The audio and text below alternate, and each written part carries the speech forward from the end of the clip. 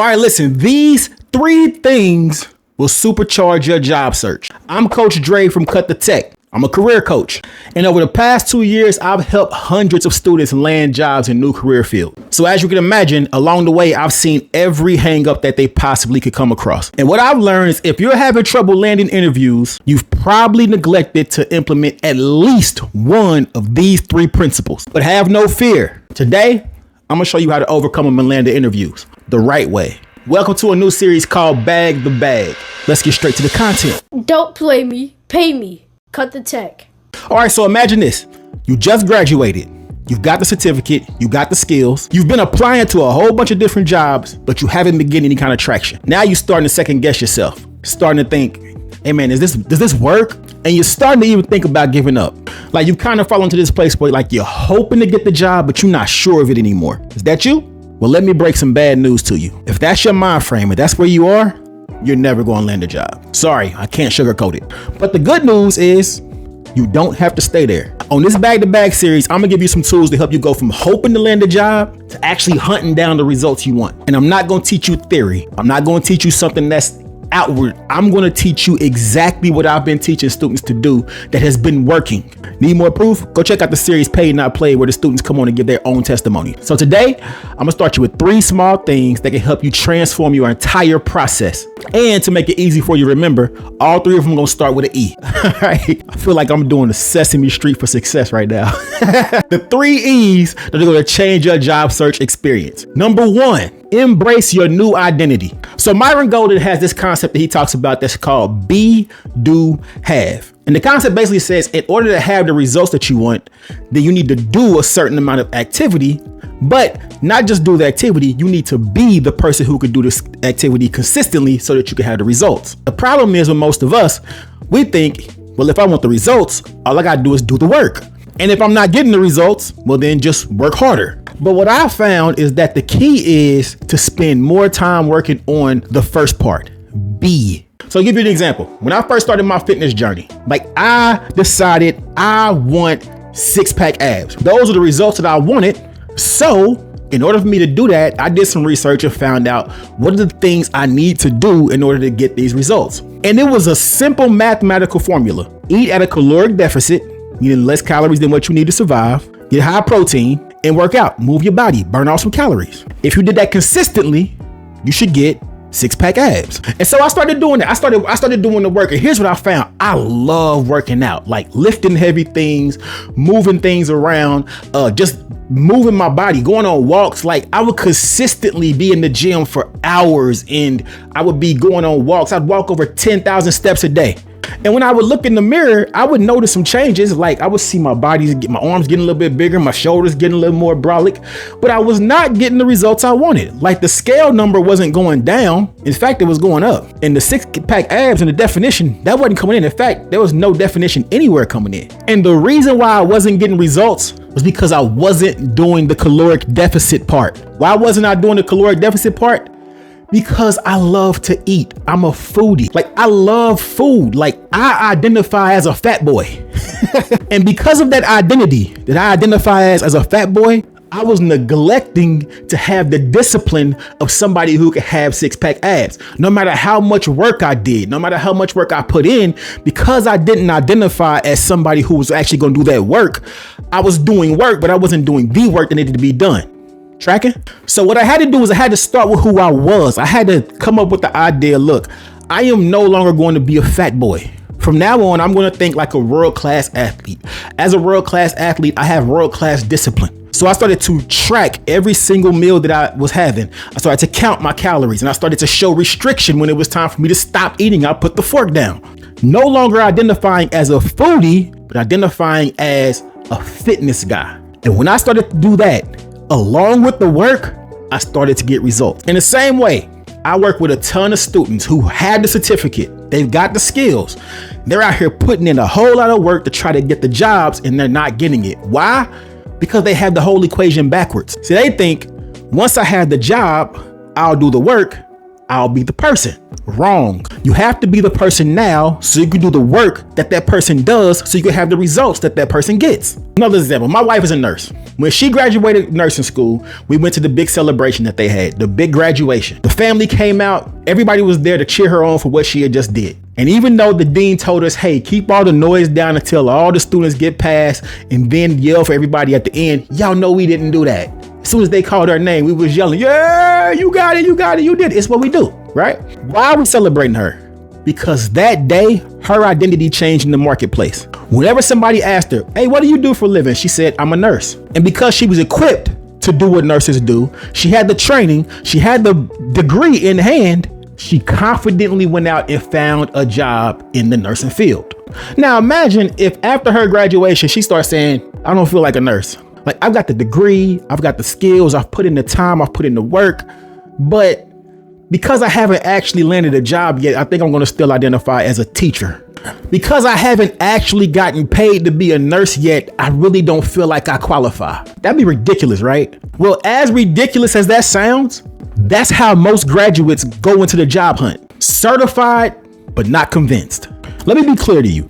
If you see yourself as somebody who's still trying to become that, you've already lost. So from this moment on, I need you to embrace that you are a professional in your field. Not only are you a professional, you're one of the best in the world at doing what you do. You're not out here looking for validation. You are operating from a place where you're already validated. Think about it. If you're already doing a job, right? So you already landed a position in the field. You're making good money. You're making $100,000 a year doing it. And then all of a sudden you see an opportunity that comes up where it's going to pay you $120,000 to do the exact same thing. And you decide, you know what? I'm going to give it a shot. Do you think you would approach the application process different than somebody who's out here trying to see if they can actually do the job and land their first role? Of course you would. Why? Because you're a professional. You know what you're doing. You know that you do the role. You may be the best in your company at the position right now. You may not be. You might be the worst. But you know what the role consists of and what it looks like to do that job every single day. Well, because of that, you're going to have a whole different level of confidence and maturity as you go through the process. Why? Because you don't need that job to validate that you're good at what you do. You already know you're good at what you do. And so because of that, you're going to carry a whole different energy throughout the entire process. So look, just like my wife who got her nursing degree, you have the certificate. You have the skills.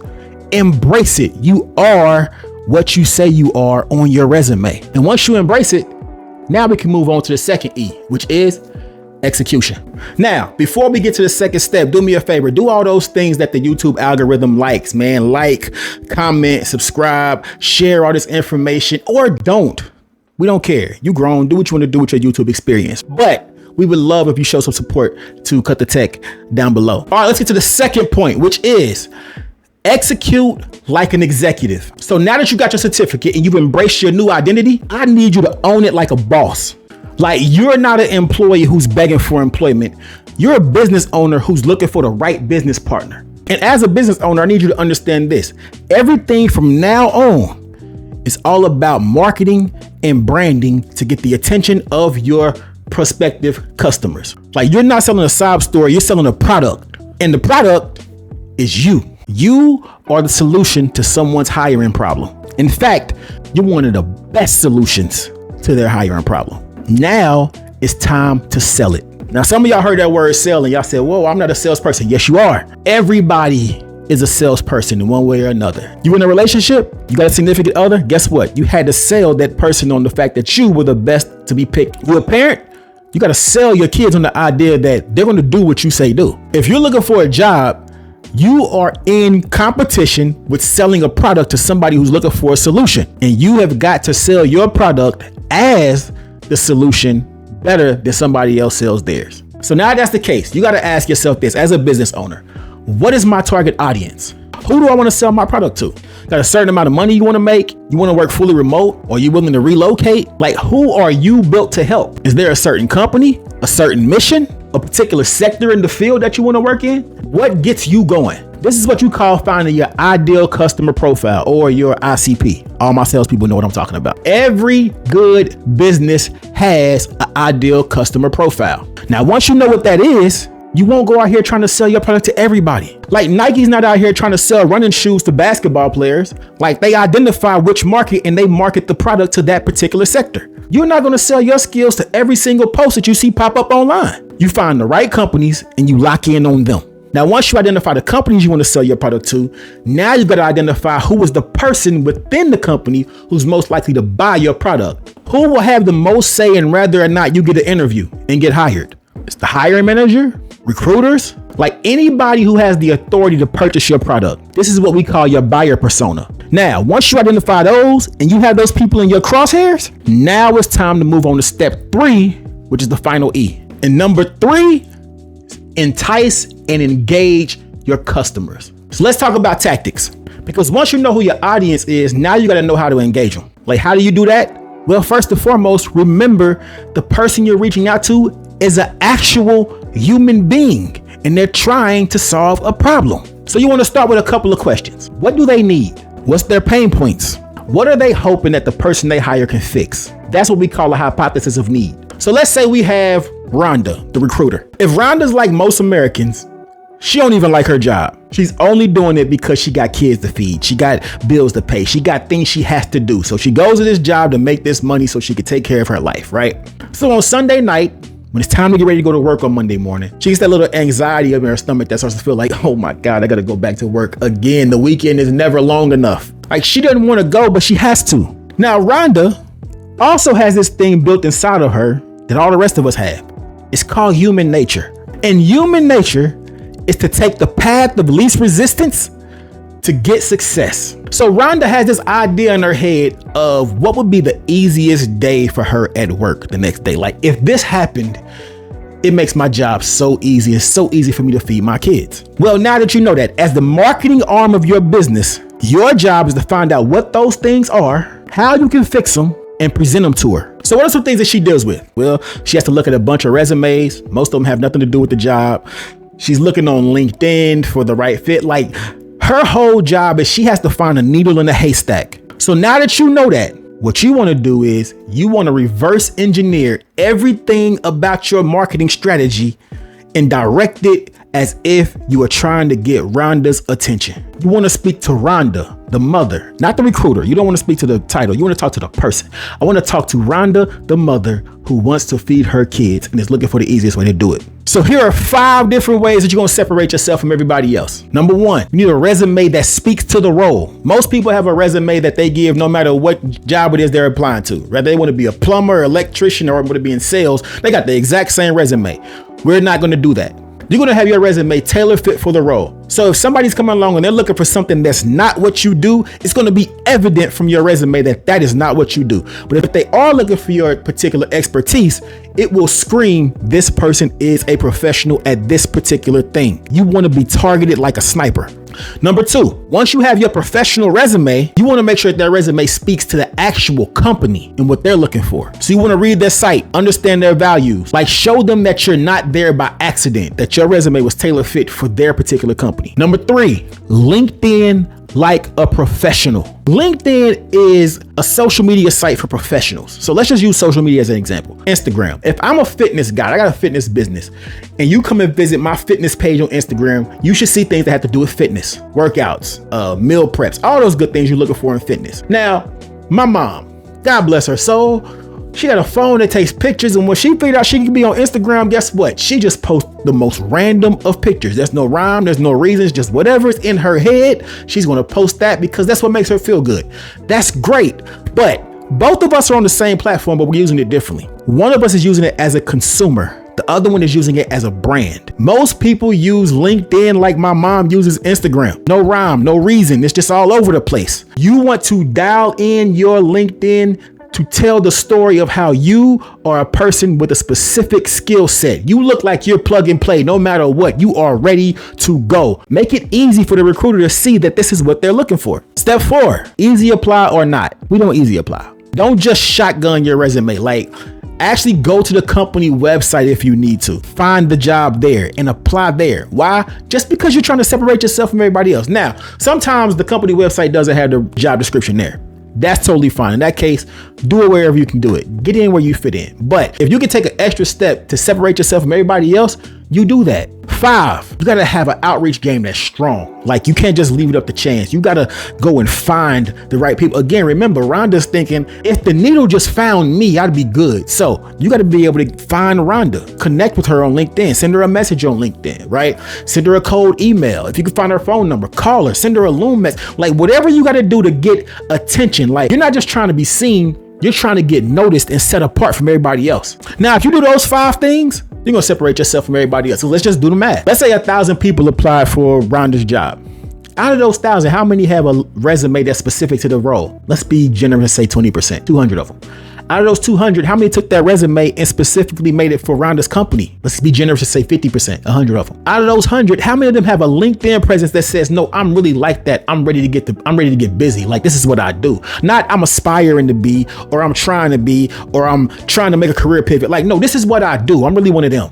Maybe 20. Out of those 20, who applied online or instead of just easy applying like everybody else? Let's say 10. Out of those 10, how many of them picked up a phone or got on call and just started separating themselves? You just made yourself one of the top 10 candidates out of 1,000 because you took those 5 steps and you sold yourself like a business owner should sell their product.